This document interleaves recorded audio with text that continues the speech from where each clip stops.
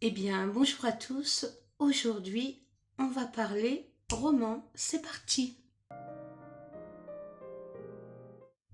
Eh bien, bonjour à tous et à toutes. Ça fait un moment que je ne suis pas apparue sur YouTube parce qu'en fait, j'étais en train de rédiger le tome 2 de ma petite saga Herminiel. Herminiel, qui est une petite orpheline hongroise qui a été parachutée dans la ville de Tombelac. Tombelac, je l'ai assez dit aux gens qui ont lu et qui me connaissent. En fait, Tombelac, c'est pour Sévérac-le-Château. Sévérac-le-Château, maintenant Sévérac d'Aveyron, qui donc est un petit village d'Aveyron. Voilà. Donc j'ai habité quelque temps dans ce village et il y a toute une sorte de mystère, d'atmosphère un peu particulière, un peu triste, diront certains. Donc pourquoi Herminiel vient-elle de Hongrie? Tout simplement parce que mon grand-père est hongrois, mon grand-père maternel, et je voulais simplement, par ce petit roman, lui rendre hommage. Alors donc cette petite orpheline arrive dans ce pensionnat et 3 jours après son arrivée, eh bien toute une aile du pensionnat s'enflamme et donc les 12 ou 13 petites pensionnaires vont être dispatchées dans les familles du village. Donc et seulement Herminie, elle, a disparu. Donc évidemment c'est un peu la panique, qu'est-ce qu'on fait? Bon, on décide quand même de célébrer son enterrement. Et pour le coup, Herminie, 3 jours après, réapparaît. Donc, elle est donc enfin accueillie par une famille à qui elle va mener la vie très dure parce que Herminie, elle a une autre idée en tête. Elle voudrait être accueillie par la famille ou sa petite copine. Non, c'est pas sa copine, c'est pas ma copine celle-là. Euh, en fait, où une autre petite orpheline a été accueillie, qui est un peu la demeure bourgeoise, le petit château euh, de la communauté. Donc voilà pour le tome 1. En ce qui concerne le tome 2, eh bien, écoutez, Herminie a quand même réussi par un subterfuge que je ne vous citerai pas ici, donc à intégrer la fameuse famille de Haute-Esclandre, donc qui habite ce fameux petit château, mais c'est pas vraiment un château, hein, c'est une demeure bourgeoise qui s'appelle la Miroitière, voilà, qui n'existe pas, mais bon, qui ressemble à pas mal de demeures qui se trouvent là aux alentours de chez moi. Donc elle arrive à intégrer cette famille et le collège commence donc 3 ans après. Alors, dans le collège, sans vous dévoiler toute l'intrigue, on va retrouver pas mal des personnages du tome 1. Et évidemment, ça ne va pas se passer exactement comme il faut pour Herminie, puisque après cette réapparition, après l'incendie, certains lui prêtent un peu des pouvoirs de sorcière. Enfin, pas des pouvoirs de sorcière, mais plutôt la trouve en capacité de pouvoir jeter des sorts. Et donc, c'est toute la préadolescence qui s'installe dans cet internat avec divers caractères. Écoutez, pour les gens qui ont connu ces années-là, les internats de ces années-là, notamment chez les religieuses, eh bien écoutez, peut-être que vous retrouverez certains faits, certains événements, je sais pas. Les gens qui l'ont lu m'ont dit que eux avaient retrouvé des choses, qu'ils avaient eu une sœur qui était, ou une cousine qui était partie en internat, et qu'en fait l'atmosphère était bien retranscrite. Bon, je ne veux pas me jeter des fleurs, mais en général, les gens qui ont lu le tome 2 avant de lire le tome 1 m'ont tout de suite demandé le tome 1 et aussi quand va paraître le tome 3. Et je ne vous cache pas que ça m'a fait très plaisir. Et toutefois, ceci est dans mon cercle restreint. Les gens que je connais, les gens qui habitent Sévérac, alentour, les gens qui me suivent depuis des années. Par contre, je suis sur Amazon et pour ne rien vous cacher, je n'ai jamais rien vendu sur Amazon.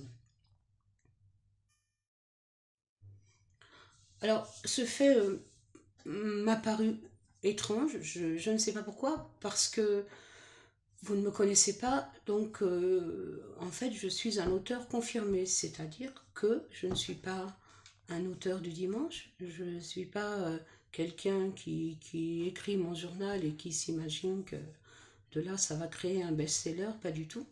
Je suis publiée chez des éditeurs tels que De Noël, Le Pré au Clair, Paquet en Suisse, et beaucoup de mes ouvrages sont traduits en plusieurs langues. J'ai également été co-scénariste sur un court-métrage qui a été diffusé sur France 3 qui s'appelle Presque l'automne.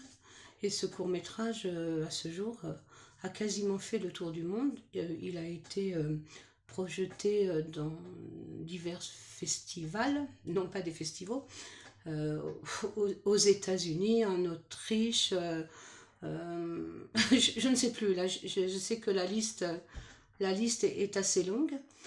Et voilà, donc en fait, je me disais qu'avec mon nom, avec le lien avec les autres ouvrages que j'avais pu écrire, eh bien ma foi, mes petits ouvrages auto-édités obtiendraient un petit succès, mais alors pas du tout, pas du tout. Je ne dois jamais apparaître en première ligne dans les suggestions. Je ne sais pas. Donc c'est un peu pour ça aussi que je fais cette vidéo. Parce que bon, j'en ai vendu beaucoup là autour de moi. Mais les gens préfèrent avoir affaire tout de suite avec moi, avoir une dédicace personnalisée, etc. Mais par contre, sur Amazon, voilà, je n'ai rien. Je n'ai pas vraiment d'avis. J'ai d'autres ouvrages sur Amazon. Et donc, bah, écoutez, si vous regardez cette vidéo, eh ben, vous pouvez toujours taper mon nom. Je suis googlisable. J'ai pas mal, de pages de critiques, etc. Donc, si vous voulez en savoir plus un peu moi, et ben voilà, j'aime pas parler de moi. Si vous voulez en savoir un peu plus sur moi et sur ma carrière d'auteur, et ben tapez mon nom et puis vous verrez. Alors, je profite aussi de cette vidéo pour vous parler de quelque chose qui est plus personnel. Moi, j'aime pas parler de ma vie personnellement. Mais enfin, c'est un petit peu pour vous situer comment a évolué ma carrière d'auteur. Donc, on va dire que de 2001 à 2010, j'avais des éditeurs réguliers. Et puis, 2013, même 2013. Et puis, je suis tombée malade. J'ai attrapé ce qu'on appelle la maladie de Basedow. Alors, je vous passe les détails. On n'est pas là pour faire un retour médical. Voilà, toujours est-il que, parlant de médical, je me suis trouvée quand même en errance médicale pendant une dizaine d'années. Et pendant cette dizaine d'années, eh ben, petit à petit, je n'arrivais plus à accéder aux écrans. Tout ce qui était lumière me faisait souffrir énormément. J'en étais arrivée à même plus aller faire mes courses dans les supermarchés à cause des néons. Et donc, il a fallu attendre bien 10-13 ans pour découvrir que j'étais atteinte de cette maladie, qui est simplement une maladie de la thyroïde et qui affecte les yeux. Donc, de fait, pendant 10 ans, j'ai été éloignée du monde littéraire. Voilà. Et pour le coup, vous devez savoir qu'on est très très très vite oublié et que voilà, quand on est parti et faire un comeback, c'est pour les grands, c'est pas pour les gens comme moi. Donc du coup, eh bien, comme je redécouvrais Internet, je me suis dit, en plus, oh, c'est vachement facile par rapport à l'époque où moi je m'en servais, il y a quand même eu des progrès incroyables. Évidemment, je suis tombée comme pas mal de gens sur Amazon, sauf qu'il y avait déjà pas mal de gens sur Amazon et que moi, j'arrivais quand même avec quand même quelques wagons de retard. Voilà, donc c'est un peu pour vous expliquer pourquoi. Là, je n'ai plus d'éditeur, donc écoutez, s'il y a un éditeur qui me regarde, on ne sait jamais, et qui arrive à lire mon roman, enfin mes deux petits opus, là, Herminiel, écoutez, pourquoi pas. Mais enfin, j'y crois pas trop, hein, là, je parle, mais non, j'y crois pas. Voilà, il va falloir que je fasse encore quelques démarches. Et la plupart du temps, on n'a même pas une réponse, même pas un accusé de réception. Moi, la première fois que j'ai envoyé, pas la première fois, mais mon roman qui est paru chez De Noël, j'ai envoyé, ça a été lu, ça a été publié. mais on était en 2010 et il n'y avait pas tous ces gens qui, soi-disant, écrivaient. Donc, c'est devenu très, très, très compliqué. Enfin voilà, c'est une petite bouteille à la mer. Donc, si vous voulez, vous pouvez regarder sur Amazon et éventuellement commander. C'est des opus qui sont très courts. Et justement, maintenant, je vais vous parler du pourquoi et du comment est arrivée l'idée d'Herminie L.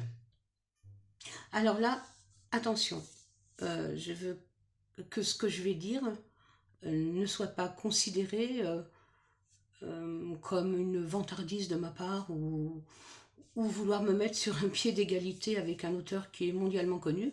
Mais il se trouve qu'il y a, je crois, 2 ans, j'ai lu Michael McDowell, j'ai lu Blackwater, comme tout le monde. Donc, pour les gens qui ne connaissent pas Blackwater, c'est une saga qui a été éditée en 6 volumes, et la légende veut que Michael McDowell a écrit ça très très très très rapidement. Et Blackwater, ben, pour ceux qui parlent anglais, ça fait eau noire, hein. Donc on se doute bien que ça va parler d'une histoire d'eau. Histoire d'eau, pour ceux qui ont la ref, on ne parle pas de la même chose. Voilà. C'est peut-être embrouillé tout ça, mais bon. Voilà, donc en fait, Blackwater, Michael McDowell, qui est mondialement connu, qui a été édité en France chez l'excellent éditeur Monsieur Toussaint Louverture, que je n'arriverai jamais à joindre, mais c'est pas grave, hein, Monsieur Toussaint Louverture, si vous m'écoutez, bon bref, non, là je rêve. Donc j'ai lu cette saga qui se passait, enfin dont le thème principal est une rivière. Donc je me suis dit, wow, moi j'ai envie d'écrire quelque chose comme ça qui est un peu sous forme de feuilleton, mais long feuilleton, hein. Les épisodes sont quand même assez longs. Et donc j'ai envie d'écrire aussi quelques volumes sur une histoire avec un élément particulier. Donc Michael McDowell ayant pris l'eau, je me suis dit je vais prendre le feu. Et donc je me suis dit je vais faire aussi des petits volumes qui vont donner, ou pas, mais apparemment ça fonctionne, qui vont donner envie de lire la suite. Mais j'ai parlé à personne de ce rapprochement avec Michael McDowell. Et un jour, là, je me vante pas, mais c'est vrai, ma fille cadette me dit écoute maman, c'est super, elle avait lu le premier tome, elle n'avait pas encore lu le 2. Elle me dit c'est super, tu sais à quoi ça me fait penser? Moi non.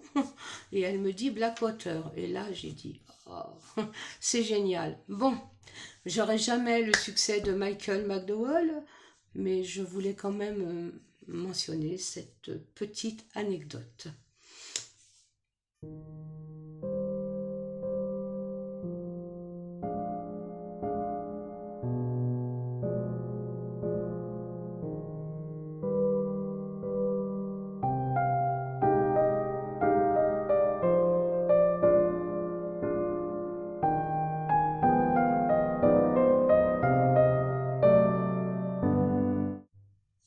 Eh bien, écoutez, j'espère que cette petite vidéo vous aura plu, vous aura un peu éclairé sur mon statut, sur qui je suis, et surtout, vous aura donné envie de lire mes petits ouvrages.